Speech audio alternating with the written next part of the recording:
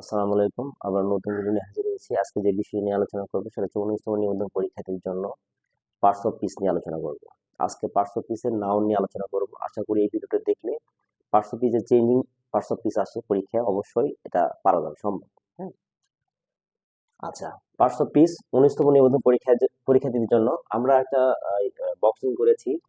Word, যদি কোনো ওয়ার্ডের শেষে এগুলো যুক্ত থাকে তাহলে বুঝতে হবে যে নাউন।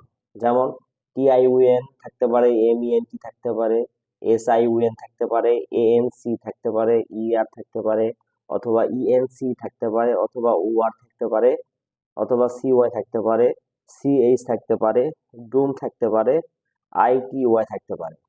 দেন হচ্ছে হুড থাকবে, টিএইচ থাকবে, TY, FUD food, ness, Y, OCK, AL, SHIP, ISM, এইগুলো যখন শব্দের শেষে থাকবে তাহলে অবশ্যই বুঝে নিতে হবে এই শব্দটা নাউন।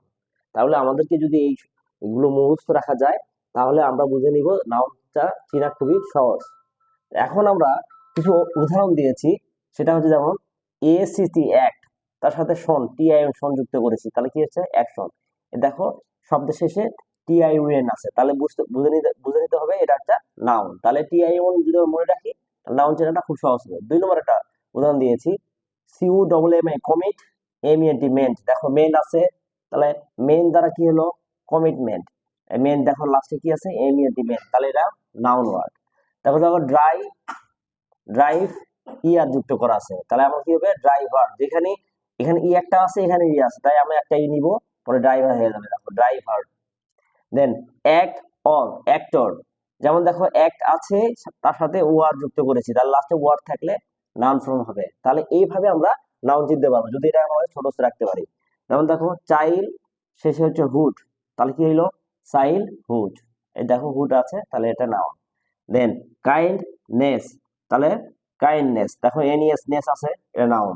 দেন হচ্ছে অপটিমিজম। অপটিমিজম হলো কিভাবে, অপটিমি আর আইএসএম যুক্ত হইলো, তাহলে কি হলো অপটিমিজম। তাহলে আমরা যদি এইটা মনে রাখতে পারি তাহলে নাউন চেনা খুবই সহজ। সুতরাং সবাই এইটা মনে রাখার চেষ্টা করবা। এটা ওয়ার্ডের শেষে বসে, এদেরকে বলা হয় সাফিক্স। সাফিক্সটা হচ্ছে ওয়ার্ডের শেষে যুক্ত হয়ে নতুন একটা অর্থ, নতুন শব্দ তৈরি করে, নতুন অর্থ তৈরি করে, তাকে আমরা সাফিক্স বলি। তো আমি আরেকবার বলে যাচ্ছি, এই জিনিসগুলো মনে রাখবে।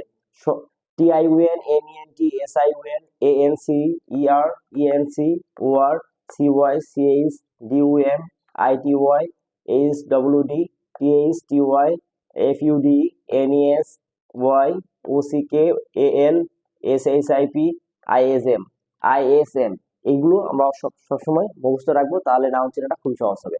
এগুলো ওয়ার্ডের শেষে থাকে। ধন্যবাদ সবাইকে।